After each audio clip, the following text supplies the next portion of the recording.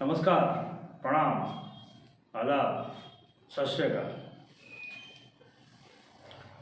हम आज कुछ क्रूशियल पॉइंट पे वीडियो बना रहे हैं। पहले एक जस्ट ए रिवीजन, 2 फेज का इलेक्शन हो चुका है। सबका किस्मत बैलेट में नहीं, ईवीएम में बंद हो चुका है। पहले का सिस्टम बैलेट सिस्टम था और 190 सीट का ऑलरेडी हम इलेक्शन देख चुके हैं डिफरेंट स्टेट में, डिफरेंट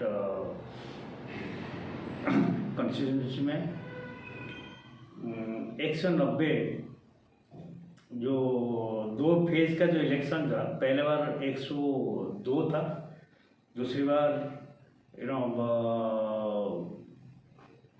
88 सीट का हुआ, 89 का होने का था, लेकिन एक बीएसपी के कैंडिडेट एक्सपायर हो गए मध्य प्रदेश में।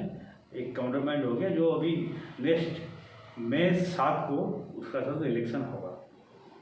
तो मई 7 को 10 स्टेट में अराउंड 95 कॉन्स्टिट्यूंसी में इलेक्शन होगा। Instead of 94, I think 94। Third phase मई 7, यस 94 का जगह 95 होगा। ठीक है। ये पहला 2 फेज में जो वोटर टर्नआउट हुआ, पहला फेज में लुकवार्म रिस्पांस पब्लिक प्रॉब्ली जो गर्मी धूप की वजह से बाहर नहीं आ रहे हैं, लेकिन जो बहुत एंथुसियास्टिक है वो बोलते हैं हाँ ठीक है, हम लड़ाई में जा रहे हैं। सोल्जर का ऑफिक, डिफेंस का ऑफिक वो आगे दिए हैं। और various reasons, main reason is heat. Actually heat की वजह से ये नहीं हो पा रहा। पहली बार एक्चुअली इससे पहले इलेक्शन को जनरली फरवरी मार्च में ओके, अप्रैल 1 में ख़त्म होता था। इस बार पता नहीं इतना लंबा क्यों खींच दिया।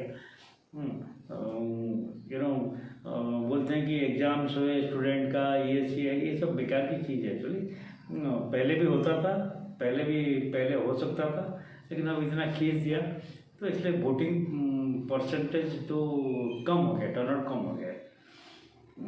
ये नहीं है कि पहले भी टर्नआउट कम नहीं हुआ है, लेकिन पहले जैसे कि वो जो जोश आता था, प्रचार होता था और टकरा टकरी होता था, वो जो रेस्पॉन्स था वो रेस्पॉन्स अभी नहीं है। ये लुकवार्म रेस्पॉन्स। और बाकी चीज़ अभी वोटिंग का जो प्रचार हो रहा है, डायरेक्ट प्रचार करने से काफ़ी पैसा खर्चा होता है। और जो जिसका पैसा है, वो जो पार्टी जीत रहे हैं वो भी जानते हैं कि हम जीत रहे हैं तो पैसा क्यों खर्चा करेंगे। हाँ, अगली इलेक्शन में बचा के रखो। जो पार्टी हार रहे हैं वो भी सोच रहे हैं हम क्यों पैसा खर्च करें, हम तो वैसे भी हार रहे हैं। हाँ, वो वोटर ही बोले हम तो वैसे भी हार रहे हैं, साइकोलॉजिकल इम्पैक्ट, हम क्यों धूप में जाएंगे, अननेसेसरी वोट मारेंगे, हम तो ऐसे भी जीतने वाला नहीं है, इतना तकलीफ क्यों लेंगे। और जो कैंडिडेट है बोलते हैं ठीक है, जो जितना पैसा वगैरह बचा कर रखे, नेक्स्ट आगे असेंबली इलेक्शन आएगा, नेक्स्ट 29 में इलेक्शन आएगा, उस टाइम में खर्चा करेगा। अभी तो this war is lost. Actually writing is clear on the wall that BJP is coming with a massive mandate. अभी ये 2 फेज में, पहला phase was difficult for BJP because 39 + 1 Puducherry 40 seats were from Tamil oriented seats and out of 102 उनका पास only 40 seat था। अभी जैसे मतलब media report में देख रहा हूँ, मेरे यूट्यूब चैनल वगैरह फॉलो कर रहा हूँ, बहुत सारे चैनल फॉलो कर रहा हूँ, एनालिसिस को समझने की कोशिश कर रहा हूँ। इसका तो बोल रहा हूँ कि ये फर्स्ट स्टेज में अराउंड 50 to 55 सीट आ जाएगा। दूसरी जो 88 सीट का हुआ है उसमें से भी 50 से 55 सीट आ जाएगा। ये सेकेंड फेज भी उसके लिए डिफिकल्ट था बीजेपी के लिए, क्योंकि केरला का भी 20 सीट के इलेक्शन और कर्नाटका का 14 एक साथ हुआ है। अभी जो तीसरा, चौथा, पांचवा जो भी है, ये अभी टोटली बीजेपी स्वीप करने वाला है। क्योंकि उसके लिए भी जो डिफ़िकल्टीज है, थोड़ा बहुत महाराष्ट्र और बिहार वगैरह में स्लाइटली कुछ ये रहेगा। एमपी स्वीप, गुजरात स्वीप जो आगे आने वाला है। Orissa also BJP is doing very well, पहले से परफॉर्मेंस से अच्छा करेगा। तो अगली जो चीज़ है निकलता जाएगा। पहले ये दोनों इलेक्शन फेज में मेरे एस्टिमेट से BJP is going to win around 105 to 110 seats. Now पहला फेज और सेकंड फेज में बदलाव क्या हुआ? बदलाव यह हुआ कि सेकंड फेज में राहुल गांधी जी ने एक हैदराबाद में एक इलेक्शन में तेलंगाना में भाषण दे रहे थे। उन्होंने गलती से हो या जोश में हो या जानबूझ के हो, उन्होंने बोल दिया कि हम सबका, देश का सारे नागरिक का एक फाइनेंशियल इकोनॉमिकल सर्वे करेंगे और वेल्थ डिस्ट्रीब्यूशन करेंगे। मतलब जिसके पास ज़्यादा ज़मीन है उससे ज़मीन ले लेंगे और जिसके पास कम ज़मीन है उनको दे देंगे। ये जो कम्युनिज्म टाइप ये है। हालांकि वो उनका मैनिफेस्टो में ये था, लेकिन डायरेक्ट नहीं था। उन्होंने जो मुँह से बोल दिया एक्सरे मशीन ले घर घर में जाएंगे, इतना एक्सरे मशीन तो इंडिया में प्रोड्यूस नहीं होता है, बाहर से मंगाना पड़ेगा, इंपोर्ट करना पड़ेगा। ऐसा करके उन्होंने मोदी जी का हाथ में एक कमान दे दिया। तो ये उसके बाद कांग्रेस बैकफुट में गया। उसके बाद और क्या हुआ, एक शाम पिट्रोडा है जो राजगुरु है, मतलब कांग्रेस की राजगुरु पिट्रोडा जी, उन्होंने अमेरिका में बैठ के एक स्टेटमेंट दे दिया। बोला कि जो वेल्थ डिस्ट्रीब्यूशन में से एक इनहेरिटेंस टैक्स है, मतलब मैं मर गया, मेरा बेटा बेटी को मेरा प्रॉपर्टी जाएगा, लेकिन उसमें गवर्नमेंट अमेरिका में 55% गवर्नमेंट ले लेता है और 45% मेरा जो नेक्स्ट ऑफ किंग को देता है, बस लीगल हेयर को देता है। तो उन्होंने बोल दिया कि ऐसा भी एक लागू होना चाहिए। मोदी ने उसको भी लपक लिया। उन्होंने बोले कांग्रेस आएगा तो आपका प्रॉपर्टी छीन के किसको देगा? जिसके पास ज़्यादा मतलब बच्चे हैं, जो ज़्यादा पैदा करते हैं लेकिन काम कुछ नहीं करते हैं, वो प्रॉपर्टी अर्निंग नहीं करते हैं। इसका मतलब जो मेहनत करके अपनी ये से प्रॉपर्टी अर्न करते हैं, उनका प्रॉपर्टी लेके उनको दे देंगे। जो काम नहीं करते फोकट में आराम से बैठ के ऐश करते हैं। ये होता है। ये मोदी जी ने उनका वो जो चला दिया अपनी तीर। दूसरी बात में मोदी जी क्लियरली बोले कि ये मुस्लिम अपीजमेंट इसको कहते हैं, category Muslim appeasement, minority appeasement नहीं है। माइनॉरिटी तो सिख भी है, क्रिश्चियन भी है, जैन भी है, बौद्ध भी है, पारसी भी है। लेकिन नेहरू के ज़माने से ये है कि मुस्लिम अपीजमेंट पॉलिसी जो चलता है, सारे कानून, सारे कॉन्स्टिट्यूशन अमेंडमेंट जो बना है ओनली मुस्लिम का अपीजमेंट के लिए बना है, वोट बैंक के लिए। उन्होंने बोला कि मैं देश का प्रधानमंत्री जब बना, मैंने बोला कि सबको साथ में लेकर चलूँगा। मुस्लिम का अगर ये राइज होगा तो पारसी भी राइज होगा, जैन भी राइज होगा, ये होगा, हिंदू, सबका ये में कोई पर्टिकुलर एक कम्युनिटी को फायदा नहीं मिलेगा। इसलिए मैं ये लाइन में नहीं जाऊँगा। ये मैं हिंदू मुस्लिम डिवाइड नहीं कर रहा हूँ। मैं बोल रहा हूँ कि अगर मुस्लिम को कुछ मिलता है क्यों एक्स्ट्रा मिलेगा?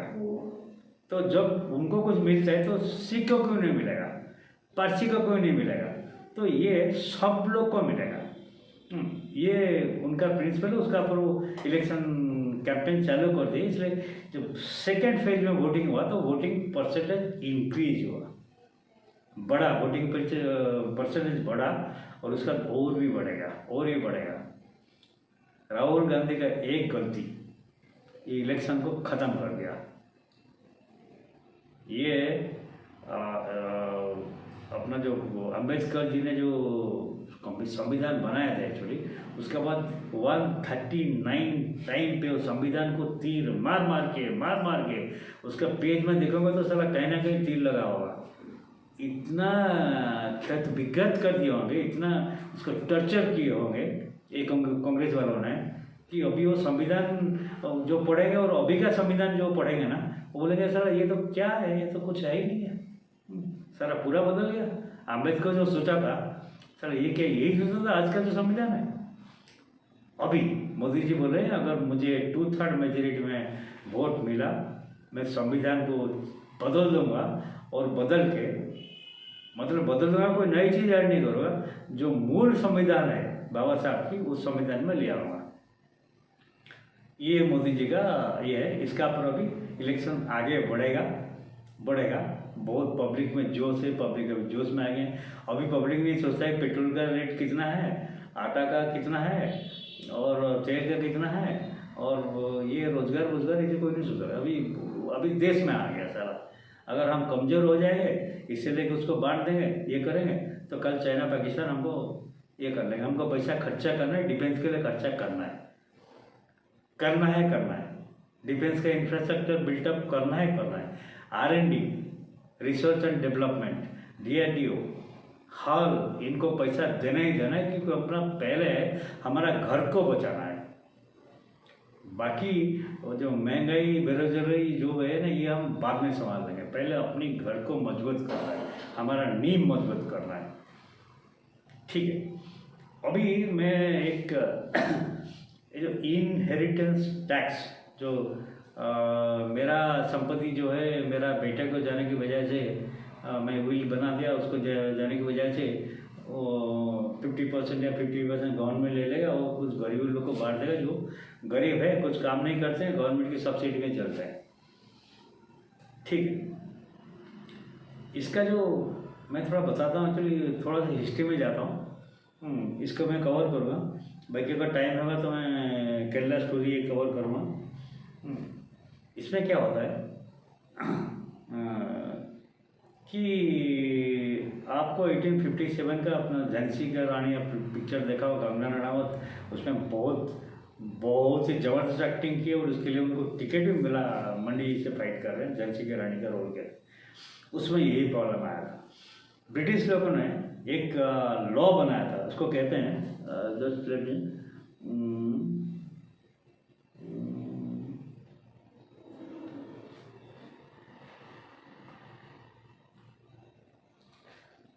लॉ ऑफ लैप्सेस मीन्स आप एक रियासत का राजा है कि जमींदार है, आपका खुद का कोई बेटा बेटी नहीं होगा, बेटी होने से वो जाएगा नहीं, तो आपका जो रियासत है वो ब्रिटिश का खाते में चला जाएगा। ये शायद वारेन हेस्टिंग्स, मैं भूल रहा हूँ, वारेन हेस्टिंग्स जब वाइस रॉय थे और वट जो गवर्नर जनरल थे, उस टाइम पर इन्होंने लॉ बनाया था। ये जो रानी लक्ष्मीबाई, उनका कुछ बच्चा हुआ नहीं है और शादी हुआ था बचपन में, वो मतलब शादी के बाद इमीडिएटली उनका पति का देहांत हो गया, तो उन्होंने पुष्य पुत्र ले लिए थे। लेकिन ब्रिटिश बोले कि no, that is not accepted, so Jhansi will come to our control, you are the रियासत, I will give you some pension and all and stay put there, live that. इसके लिए झांसी की रानी ने बोला नहीं, ये रूल हमको नहीं मानना है, और लड़ाई हुआ था। लॉ ऑफ लैप्सेस, प्रॉपर्टी और राजोड़े का लैप्सेस। अभी ये चलता रहा। मैं अभी इनहेरिटेंस एक्ट का बात कर रहा हूँ, जो उसका जो ब्रिटिश का जो मेंटालिटी था कैसे कितना ज़्यादा ज़मीन कैप्चर करना है और क्या करना है, नेचुरल रिसोर्स को उसको एक्सप्लॉइट करना है और इंग्लैंड भेजना है। 1931 एक राजा राजोड़े का परिवार था इटावा में, या दैट इज जो इटावा 1931 में, उनका भी क्या हुआ कि वो राजा की मौत हो गई, उनका कोई बच्चा था नहीं। तो डॉक्टर ऑफ लास्ट जो कहते हैं, ब्रिटिश वालों ने बोला कि चलो इटावा हमको हैंड ओवर कर दो, हम कुछ पेंशन वगैरह देंगे और चलो बोल के। तो इटावा का रानी जो है उस टाइम पर उन्होंने बोला कि नहीं, will challenge in the high court. उस टाइम पर सुप्रीम कोर्ट की जो स्थापना ऐसे कुछ सिस्टम मतलब इंडिया में नहीं था। हाई कोर्ट में उन्होंने याचिका डाला, जो याचिका रिजेक्ट हो गया।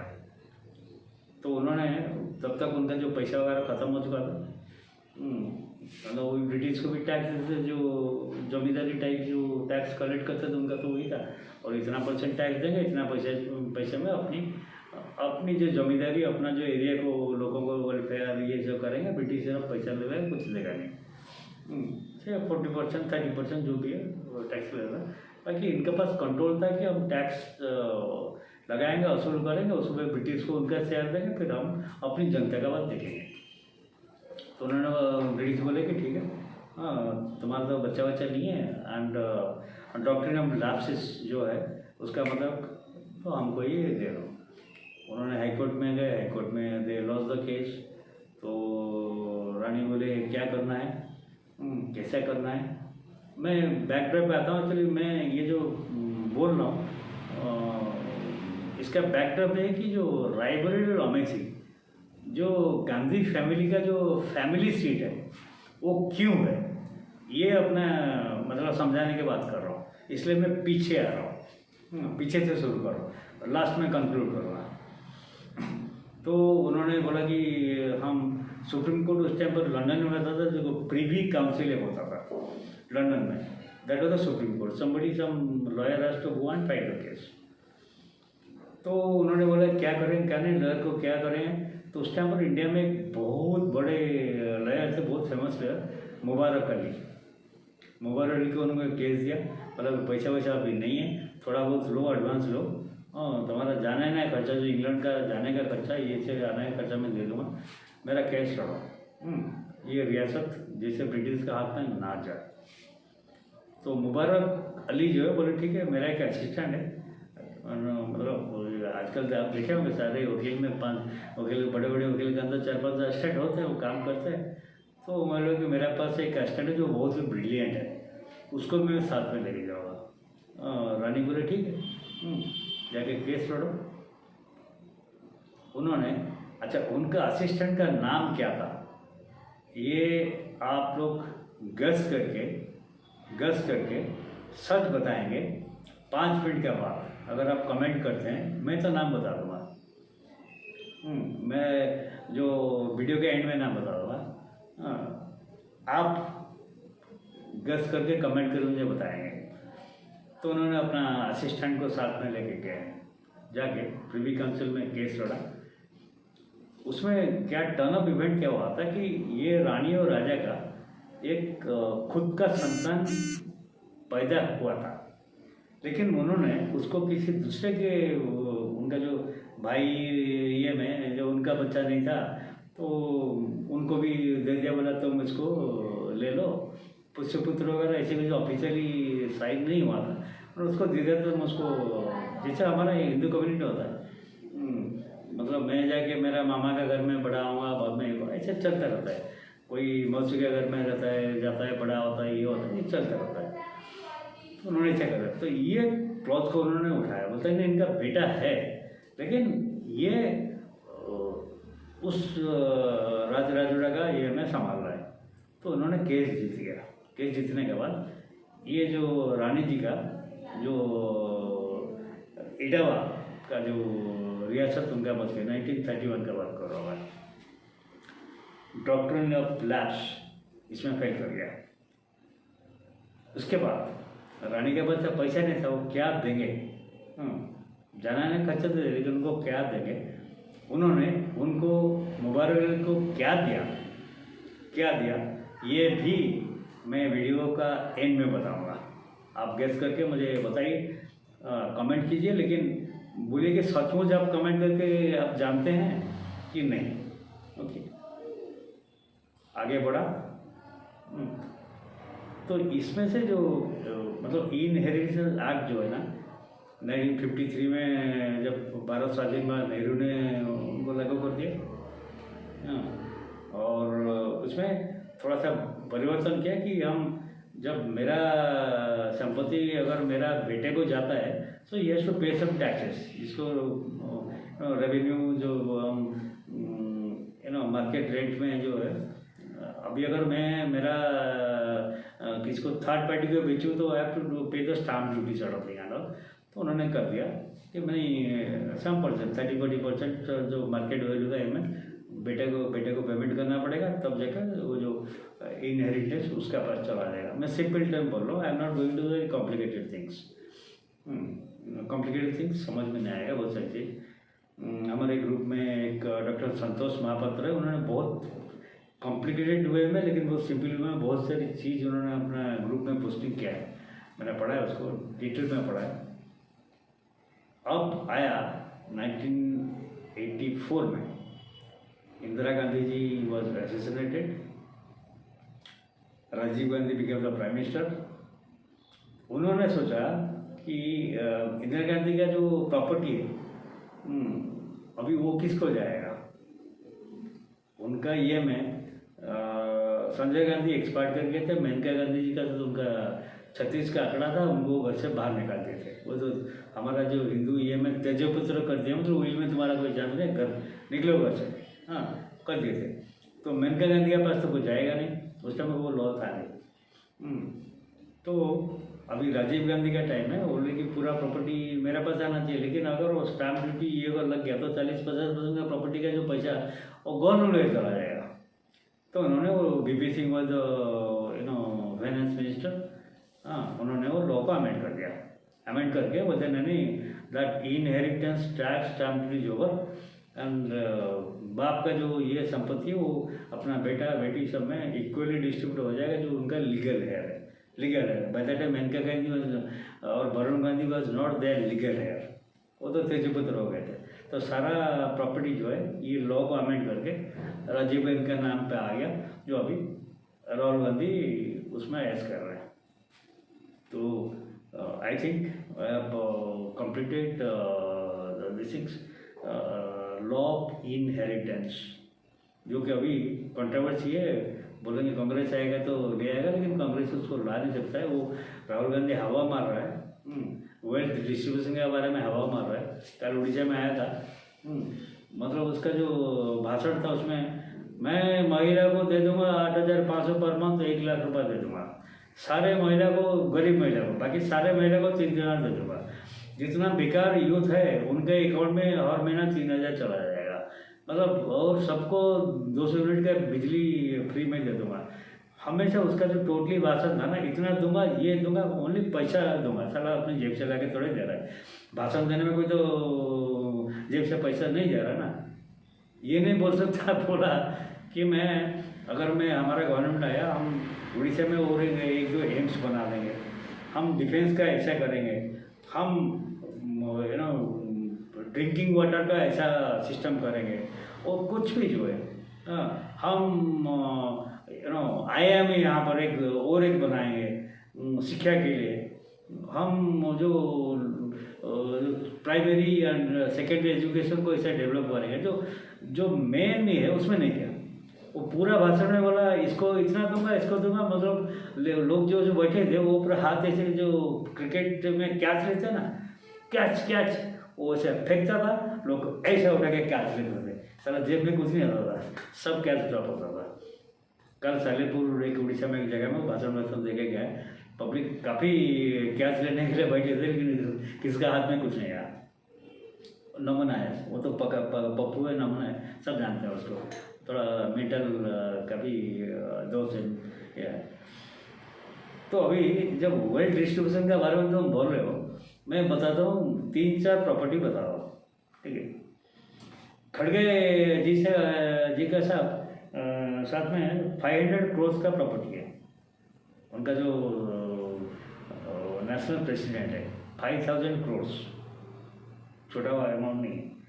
अपना जीजा जी रॉबर्ट वाड्रा जीजा जी, इनके पास तो साला भिखारी से हुआ के अभी 1,800 करोड़ का मालिक है। अभी आप जाइए, जो कांग्रेस का भी कैंपेन का जो मेन फंडिंग वाला जहाँ से आता है, कर्नाटक में DK शिव कुमार, उनके पास 14 से 50 करोड़ का प्रॉपर्टी है, ठीक है। तो अगर कांग्रेस वेल्थ डिस्ट्रीब्यूशन के बारे में बात करता है, ये तो 10,000 करोड़ का हो गया ना, तो उसको पहले बांटना शुरू करें। 140 करोड़ जो है जनता है, एक का हाथ में 10-10 रुपये पड़ेगा ना, मैं भी कैश लेने के लिए तैयार हूँ ना, 10 रुपये तो दे दो ना मुझे, कहाँ जाना है बोल दो, मैं जाके पहुँच जाऊँगा 10 रुपये तो मिल जाएगा। धूप में भी जाऊँगा, छतरी लेके जाऊँगा। तो ये हवा हवाई बात है, ये कुछ नहीं। वो मैं जानता हूँ कांग्रेस जो है मतलब मिनिमम ऑपोजिशन बनने के लिए 10% सीट चाहिए, 55 सीट चाहिए, 543 अपना जो ये है डिवाइडेड बाई 10, 54-55 सीट चाहिए उनको, वो भी उनको नहीं मिलेगा। तो अभी कांग्रेस कैंप में तो मतलब जो आजकल जैसे कैंपेनिंग और पैसा वगैरह नहीं है, हिट है ठीक है, तो सोशल मीडिया में चलता है, कोई यूट्यूब बना कर छोड़ दिया, पब्लिक को मोटिवेट करने का, फेसबुक, ट्विटर, इंस्टा, टेलीग्राम उसमें चल रहा है। फेसबुक, इंस्टा, टेलीग्राम, यूट्यूब में कोई इलेक्शन आज तक कोई जीता नहीं है। पब्लिक के बीच में जाना पड़ेगा, उनका दिमाग को टटोलना पड़ेगा, उनको समझाना पड़ेगा, तब जगह कोई इलेक्शन जीतेगा। तो यहाँ पर मैं बात ख़त्म करता हूँ। और एक चीज़ आपको जो क्वेश्चन पूछा था उसका और बताता हूँ। मुबारक अली का जो असिस्टेंट थे वो थे मोतीलाल नेहरू, और रानी ने जो मुबारक अली को दिया उनका जो रेम्यूनरेशन, पैसा तो था नहीं, उनको आनंद भवन दिया है। आनंद भवन आप जानते होंगे, बहुत फेमस आनंद भवन उनको दिया है। और 6 महीने के अंदर मुबारक अली का डेथ हो जाता है। उनका जो विधवा है उनको मोतीलाल नेहरू शादी कर लेते हैं, और उसके बाद आनंद भवन और मोतीलाल जो मुबारक अली का जितना प्रॉपर्टी हुआ, जो वेरी रिच पर्सन, वो सब आ जाता है मोतीलाल नेहरू का पास। उसके बाद वो जो जवाहरलाल नेहरू, ये सब वो खानदान जो है उससे डेवलप हुए। ये जो कहानी लिखा हुआ है M.A. मथाई, जो नेहरू गांधी फैमिली के बहुत क्लोज थे एक्चुअली, उन्होंने एक किताब लिखा था renaissance of India. Rajiv Gandhi आने के बाद वो किताब जब मार्केट में हल्ला गुल्ला किया तो उसको बैन कर दी। जितना बुक स्टोर था किताब वगैरह हटा के लेके जला दी। फिर भी कुछ किताब जो है ना, जो विदेश में गए थे उसको हटा नहीं पाए, लेकिन कुछ चैप्टर वगैरह अमेंड हुआ, लेकिन ओरिजिनल बुक है जो ब्रिटिश का लाइब्रेरी में मौजूद है। और उसके बाद आप विकीपीडिया में जा सकते हैं, आर्काइव से जा सकते हैं, सब कुछ अवेलेबल है, लिखा हुआ है। मैं बताई मज़े की बात है कि गांधी नेहरू का जो खानदान का एक चार्ट है उसका बारे में एक सेपरेट मैं वीडियो करूँगा। ये करो कश्मीर फाइल्स, कश्मीर केरला स्टोरी के ऊपर एक मैं सोच रहा था, लेकिन टाइम बहुत ज़्यादा हो गया। कितना टाइम हो गया देखो, मेरा असिस्टेंट देख रहा है 27 मिनट हो गया। और केरला स्टोरी के ऊपर करूँगा तो और 10 मिनट लगेगा, तो इसलिए मैं केरला स्टोरी के ऊपर वीडियो बाद में करूँगा। इतना तक करने के बाद आप मुझे इजाज़त दीजिए। मैं भूल गया अपना ये माइक्रोफोन लगाने के लिए, मेरा स्टैंड भूल गया, मुझे को याद नहीं दिलाया। पता नहीं वॉइस कैसा रहेगा, थोड़ा संभाल लीजिए, इसलिए माफ़ी चाहता हूँ। नमस्कार, जय हिंद।